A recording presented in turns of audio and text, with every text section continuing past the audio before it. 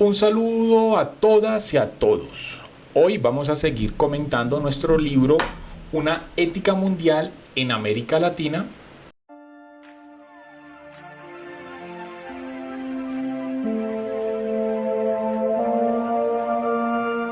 Y vamos a comenzar ya a entrarnos en la temática del libro, a indagar y a conocer toda la propuesta que nos hace Hans Kuhn sobre una ética mundial. Y aquí el primer capítulo se llama Ética Mundial y Ciencia. Entonces vamos a abordar siempre esta discusión que existe o esta lucha que hay, supuestamente, ya lo vamos a ver, porque digo supuestamente, entre la ética y la ciencia, las religiones y la ciencia, la filosofía y la ciencia, las humanidades y la ciencia. O sea, siempre se han puesto ahí en pugna estas dos formas de entender el mundo, de entender las realidades del ser humano y de entender también otro tipo de conocimiento que no pasa por los métodos tradicionales de la ciencia, ¿no? O el método científico.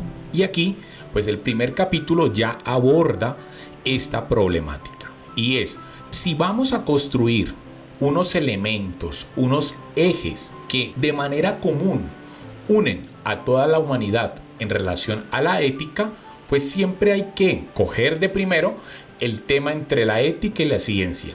Si las dos pueden entrar en diálogo o si las dos se pueden complementar. Y aquí ya va un punto de reflexión. Y es, la lucha que siempre se nos ha mostrado después del racionalismo que inauguró René Descartes es que la ciencia no tiene nada que ver con los temas éticos, en este caso, o los temas que se denominan las humanidades. Y sí, se pueden complementar. Las dos son dos ramas del conocimiento que tienen sus métodos propios y que dan explicación o que brindan herramientas de interpretación de diferentes campos de la realidad humana. Unos, que son las ciencias, pues todo lo que tiene que ver con la física, la biología, las ciencias que van jalonando el desarrollo humano. Pero también están las ciencias humanas, donde está la sociología, la filosofía, la antropología, la historia, inclusive la literatura, que a veces dentro del mundo occidental utilitarista, pues ven estas ramas del conocimiento como en segundo grado. Entonces vamos a entrar en el primer capítulo de la relación entre ciencia y ética. Y aquí esta relación, pues vamos a iniciar teniendo en cuenta la problemática que comúnmente sale, y es que tanto el conocimiento religioso como el conocimiento científico no pueden relacionarse. ¿Y por qué? ¿Cuáles son los argumentos que dan para poner en pugna y en lucha estos dos saberes? El primero, que la fe bíblica es ingenua, que el que tiene fe pues no es un ilustrado. Segundo, el que cree en un Dios antropomorfo que ha creado el mundo en 6 días, como lo narra el relato narrativo de Génesis, pues es una persona que vive en el mundo de los sueños, que es ingenuo y que vive ahí como una infantilidad racional. Por el otro lado, pues la ciencia es una rama que da explicación a través de un método científico de las realidades contingentes humanas y de las realidades físicas y de las realidades biológicas. Entonces, nada tiene que ver con el conocimiento religioso en este campo. Allí hay que dar un paso más adelante, teniendo en cuenta de que no hay una lucha entre ciencia y fe, entre ciencia y ética en este caso. Esa lucha en algún momento se estableció dentro del paradigma social, pero actualmente dentro de los círculos académicos esta supuesta lucha ya está superada. ¿Por qué? Porque se reconoce un campo de metodología, epistemología y de método a las ciencias humanas. Y también su campo epistemológico, metodológico a las ciencias duras, como digo que también se les denominan. Y ellas pues no se contraponen, sino que cada una da respuesta a una pregunta sobre la realidad del ser humano. Unas a las preguntas del origen natural, del origen biológico, del origen físico, y otras sobre el origen de la realidad, sobre la existencia de la nada o de la existencia de algo o de los fines, ¿no? ¿Cuál es el fin último de la realidad del ser humano? Entonces todas estas preguntas pues las responden las humanidades. Y a través de la historia, esta relación que ha sido en algunos momentos un poco tensa, pues ha tenido algunos excesos. Y aquí, dentro de la Iglesia Católica, no se puede olvidar los avances de Galileo Galilei, de Darwin con la evolución, de Newton y de todo lo que se llamó el racionalismo, porque allí también hay una parte importante para entendernos nosotros como seres humanos en medio de este mundo, y que la fe no puede prescindir de los resultados de la ciencia, tiene que entrar en diálogo. Entonces aquí es uno de los pilares importantes para aplicar el método de una ética mundial, y es que entre ciencia y fe, o ciencia y creencias, o ciencia y las ciencias humanas tienen que entrar en diálogo, teniendo en cuenta que cada una responde a un ámbito particular de la integralidad de lo que somos como personas, que nos preguntamos acerca de lo biológico, físico y todo lo que involucra a las ciencias, y también nos preguntamos por el ser, quiénes somos, hacia dónde vamos, de dónde venimos, que son preguntas un poco más trascendentes, o como decía Aristóteles, son preguntas metafísicas que están más allá de lo físico. Bueno, y aquí seguimos filosofando, y me voy a tomar un poquito de café con su permiso. Si usted tiene también un café a la mano, lo invito a que nos tomemos este café filosófico juntos. Entonces, ya superada la pugna, la discusión, la pelea entre ciencia y fe, o entre ciencia y humanidades, pues siempre aparece otra pregunta, y es, bueno, ¿cómo podemos entender dentro del ámbito de la ética y de la construcción de unos mínimos que nos unan como humanidad, el tema de la libertad o el tema del libre albedrío, que también se habla dentro de las religiones? En este caso, pues dentro de la religión católica. Y aquí es un punto muy interesante, porque al día de hoy todavía se sigue investigando sobre el tema de la libertad que tenemos nosotros los seres humanos. Partimos que a nivel legal pues tenemos una libertad en los países democráticos, y la vamos logrando cada vez más, de expresión, una libertad de movimiento, libertad de pensamiento, libertad religiosa. Pero esta libertad, cuando se comienza a analizar ya con el ojo científico, de los estudios neuronales, de todo el desarrollo psicológico y también todo el desarrollo biológico, comenzamos a identificar dentro del campo científico que esa tal libertad que nosotros al día de hoy vociferamos, pregonamos y defendemos, pues está determinada en alguna parte por algunos aspectos ya que vienen predeterminados en nuestro ADN, y también en el contexto donde vamos creciendo.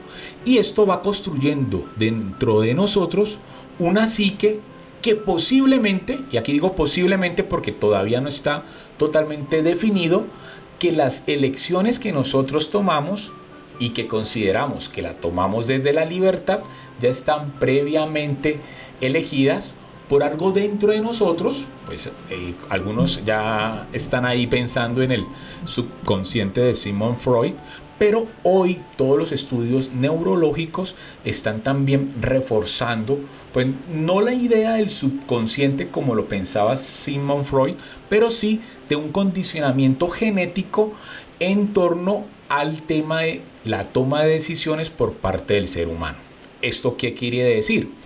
Que lo que nosotros hemos considerado por muchos años que era un ámbito único dentro de nosotros, que es la toma libre de decisiones, pues actualmente no está tan definido que toda la libertad que nosotros creemos tener sea realmente una libertad, porque ya está precondicionada por unos factores genéticos.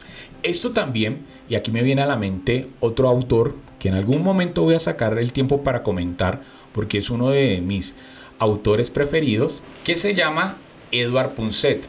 Y él pues hizo toda una investigación y fue un gran divulgador del tema de todos los estudios del pensamiento humano. Yo aquí tengo una gran Biblia de Edward Punset, es una edición de Destino donde recopila sus mayores obras, ¿no? Este es un libro que tiene dentro pues varios libros de él. En esta obra, como les comentaba, se están reuniendo 3 libros, una trilogía que él realizó, que se llama El viaje a la felicidad, El viaje al amor y El viaje al poder de la mente. En este último, El viaje al poder de la mente, es donde él desarrolla toda una investigación y también pues visita a grandes científicos en Inglaterra y en Estados Unidos principalmente, porque es dentro del mundo anglosajón donde toda esta investigación sobre la libertad humana, dónde radica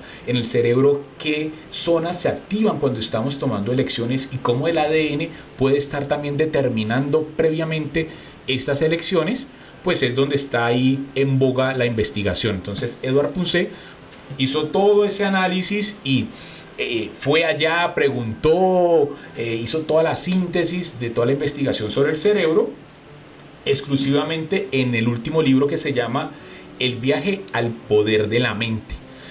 Tengo que hacer un videito sobre ese libro, ya lo leí, yo tengo 2 versiones del libro, lo tengo solo y lo tengo aquí en esta recopilación. Edward Punset lamentablemente pues ya no está con nosotros, murió hace un par de años. Él era un abogado, economista, profesor de ciencia y tecnología, español, y también fue delegado del gobierno como ministro de Relaciones para las Comunidades Europeas y en la implementación del Estado de las Autonomías como consejero de finanzas de la Generalitat. Él nació en Barcelona. Bueno, actualmente su hija Elsa Punset pues ha tomado el legado de su padre y está haciendo pues todo el tema de divulgación con temas de la juventud, temas de infancia y también temas pues de autoayuda. Este era Edward Punset, uno de mis autores preferidos también. Entonces, en algún momento sacaré el tiempo y haré su correspondiente temporada en el canal. Edward Punset también nos hacía caer en la cuenta de que todo el tema de la libertad pues está determinado, según los últimos estudios neurológicos, por algún condicionamiento. Esto también tiene sus límites y tiene que entrar en ese diálogo entre la ciencia y la fe, entre la ciencia y las humanidades. Y no podemos hablar de una libertad total dentro del ser humano, sino que esta libertad cada vez se va logrando a nivel jurídico y también la vamos entendiendo a nivel biológico y físico. Pero no podemos negar que el ser humano tiene un gran margen de posibilidad de elección. Y esta posibilidad de elección no se queda solo cuando elegimos tomarnos un café o tomarnos un poco de agua, sino que esta contingencia de elegir y de ir ganando nuestra libertad es un acto que sucede durante toda la vida. Y por ser un acto dinámico, también todo lo que entra en el mundo de las emociones se sigue estudiando. Todo el tema de los sentimientos, el tema de la voluntad, el tema de dónde nace el amor, qué es el amor, el tema de la conciencia, el tema del yo. Todo esto al día de hoy no está cerrado. A nosotros nos parece que sí, que esto ya está cerrado y yo ya estoy constituido como un individuo libre, que tomo mis propias decisiones, que proyecto mi vida hacia el futuro con las decisiones de hoy, porque me autodefino, que tengo un yo claro. Eso al día de hoy se sigue investigando. Claro, evidentemente cada vez logramos más entendimiento de lo que somos, pero no podemos dar como última palabra lo que somos al día de hoy, porque todavía se sigue investigando todos estos ámbitos que nos constituyen como personas. Y aquí nos cae la siguiente pregunta: si todos esos aspectos que se consideraban seguros para identificarnos de los demás seres de la naturaleza y todavía se sigue estudiando,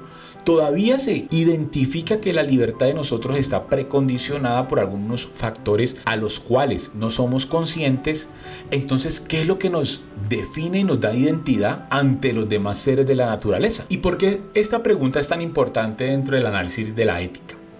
Porque en la medida en que nosotros identifiquemos nuestra parte peculiar del resto de los seres de la naturaleza, podemos considerar que nuestros actos tienen un valor ético. ¿Esto qué significa? Cuando un perro entra en lucha con otro perro, dependiendo del fin de esa lucha, ninguno de los dos perros va a ser juzgado por su parte ética de la acción que ha cometido. ¿Por qué? Porque con la diferencia que nosotros podamos identificar que tenemos nosotros frente a ese perro, podemos hablar de un comportamiento ético. Por eso es tan importante el tema de la libertad, porque en el tema de la libertad va a recaer, y en hoy recae, todo el tema legal sobre nuestras acciones. Ahí hay un desarrollo muy importante en este libro de Michel Foucault que se llama Vigilar y Castigar.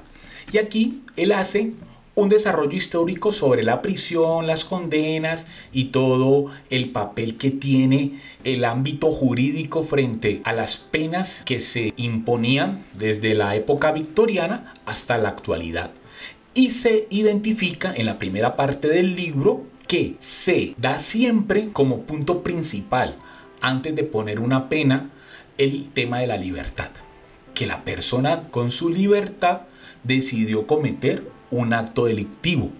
Y como esa persona desde esa libertad cometió ese acto, pues se le puede condenar, se le puede encerrar, se le puede aplicar unos mecanismos de represión para que a futuro pues no lo vuelva a cometer. En cambio, cuando una persona ha cometido un acto delictivo, no partiendo de la libertad, sino porque está enferma, fue coaccionado, pues la pena que se le va a imponer es diferente a la pena cuando el acto se ha cometido con total libertad.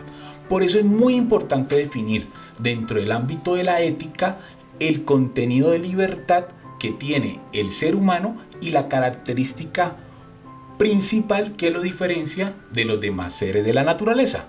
Porque los otros seres de la naturaleza no son seres éticos, porque no actúan en libertad.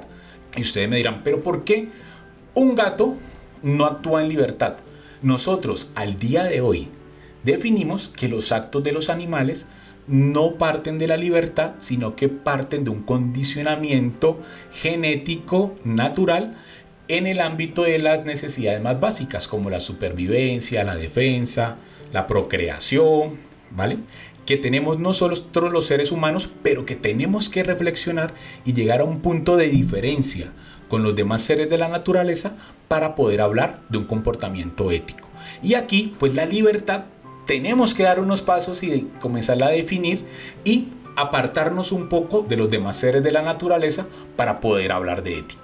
Y hay dos aspectos importantes que identifican nuestro contenido intrínseco de libertad, y es el pensar y el hacer.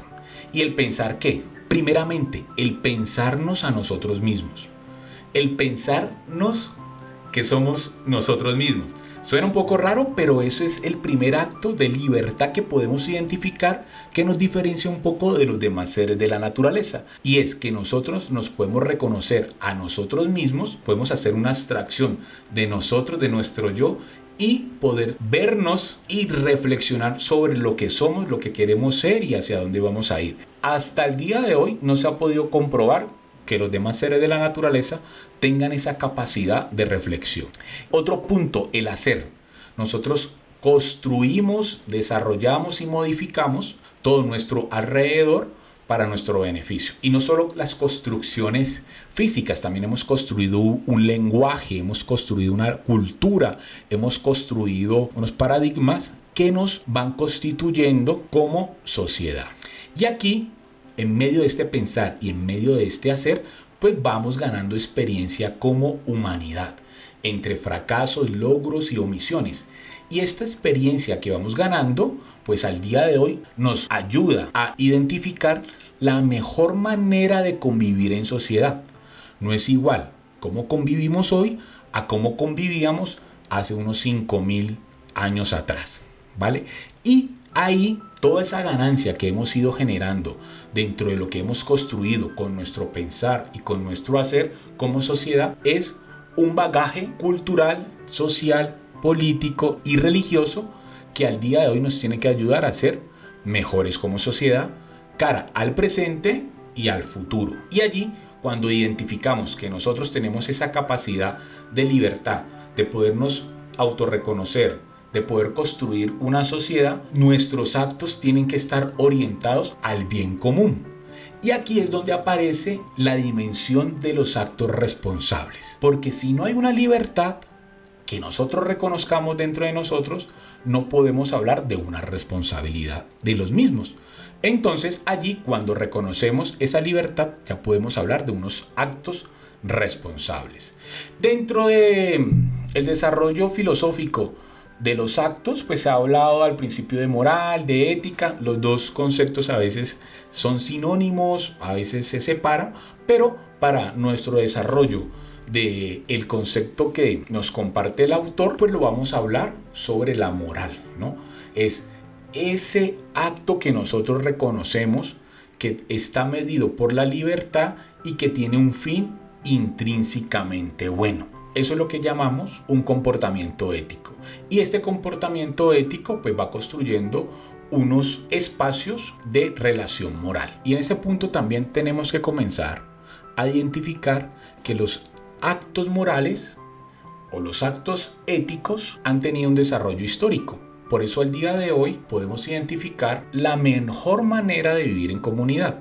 Como ya lo decíamos, hoy no estamos viviendo igual como vivían las comunidades de hace 5.000 o 10.000 años atrás. Y aquí, dentro de la investigación del origen de la moral o del origen de la ética, se está identificando que ya hay un condicionamiento biológico donde la primera etapa de las comunidades de los Homo sapiens sapiens, pues hay una tendencia al egoísmo. Y esta tendencia al egoísmo está marcada con los impulsos naturales biológicos de la supervivencia.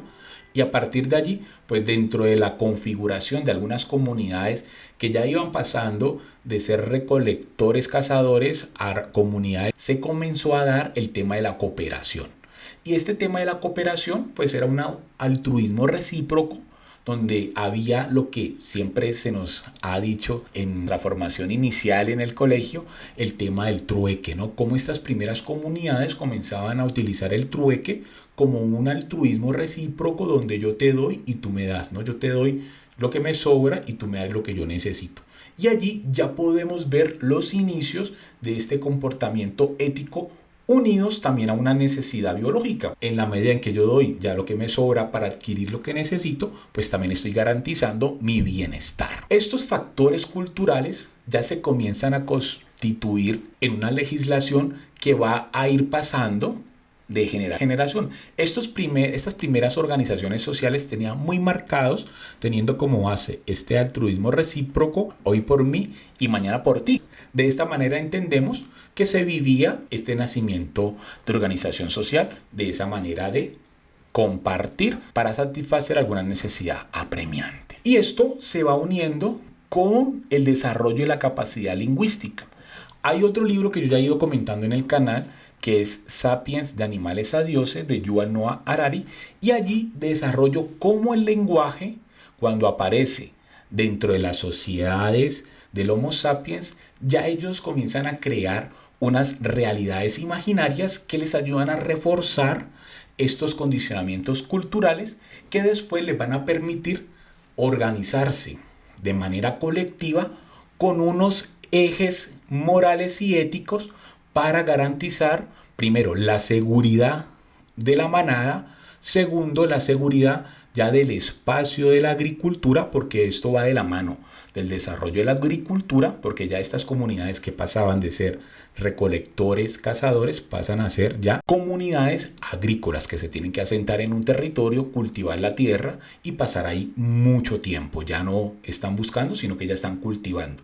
Y para garantizar esta organización social, pues aparece todo el condicionamiento de las religiones. Yuval Noah Harari en su libro nos va a decir que la religión es una construcción social que garantiza que muchos Homo sapiens sapiens comiencen a colaborar conjuntamente en un objetivo principal. Y ahí es donde aparecen los primeros códigos legales que están unidos pues, con una revelación. Aquí aparece el código de Hammurabi. Y en el Código de Hammurabi pues ya aparece la primera legislación. ¿Cuál es el punto importante del Código de Hammurabi? Y es que ya nos muestra cómo la sociedad se comienza a organizar teniendo unos parámetros mínimos. Y que lo interesante, y aquí se une con la propuesta de Yuval Noah Harari con relación a la creación de la religión como un condicionamiento necesario para la organización social. Y es que a través del dato revelado, donde los reyes recibían de Dios estas leyes, pues era más fácil implementarlas en la sociedad naciente para que siguieran esta normativa. Y esta organización social que tenía su fundamento en la revelación de unos códigos éticos que eran dados por una entidad superior, en este caso Dios, pues lograban una capacidad mayor de cooperación y de empatía con las personas que estaban dentro de esta organización social. ¿Y cuáles eran los factores principales de estas normas o valores éticos nacientes en las primeras comunidades agrícolas, que estaban determinadas pues con el contacto con alguna deidad? Y era la reciprocidad, la justicia, la generosidad, el respeto a la vida, la convivencia y el respeto a los mayores. Teniendo como base lo que ya venimos identificando de que el comportamiento ético tiene un nacimiento de un condicionamiento biológico. Segundo, hay una evolución dentro del desarrollo histórico que va reafirmando unos mínimos éticos para garantizar una estabilidad social, que comienza ese ensayo y error cuando las comunidades ya se comienzan a establecer en un territorio para comenzar a cultivar. Y desde ese momento, más o menos hace unos 10.000 años, 10.000, 7.000 años que van apareciendo las primeras comunidades sedentarias agrícolas en la media luna fértil, pues podemos decir que desde esa época hasta hoy ha sido un laboratorio ético. Al día de hoy podemos hablar que la ética tiene una base biológica y tiene también un complemento evolutivo. Todos nuestros parámetros éticos pues se dan entre esa tensión entre ensayo y error. Hoy podemos decir que tenemos, con sus más y sus menos, la mejor sociedad posible, pero que también puede ser mejorada. Y aquí la propuesta es que comencemos a construir una ética civil universal y que también en medio de esta crisis de la credibilidad, en esta crisis ética, en esta crisis frente a la verdad, en ese diálogo entre ciencia y fe, entre ciencia y humanidades que iniciaba este video, podamos identificar al día de hoy los mejores resultados de ese camino evolutivo y también de ese camino histórico, social y cultural, para que podamos identificar las bases para la construcción de una ética mundial, teniendo también como eje en el horizonte esas semillas que nacían dentro de la construcción social como valores éticos, y es la reciprocidad, la justicia, la generosidad, el respeto a la vida, la convivencia, el respeto a los mayores. Identificamos esos valores primigenios que también nos pueden ayudar a jalonar una construcción de unos valores éticos actuales que nos permitan una convivencia a nivel global. Y aquí las humanidades y las ciencias pueden aportar mucho, primero, en ese desarrollo del reconocimiento de la libertad humana, de la característica que nos hace diferente a los demás seres de la naturaleza frente a la toma de las decisiones, y cómo en conjunto podemos desarrollar unos parámetros mínimos para construir como sociedad, a través del lenguaje desarrollado, la cultura que hemos desarrollado hasta el momento, unos mínimos para una mejor convivencia mundial. Entonces aquí termina el primer capítulo del libro, que se llama Ética Mundial y Ciencia, y los espero en el siguiente programa. Por favor, suscribirse, dejar preguntas y darle un buen like.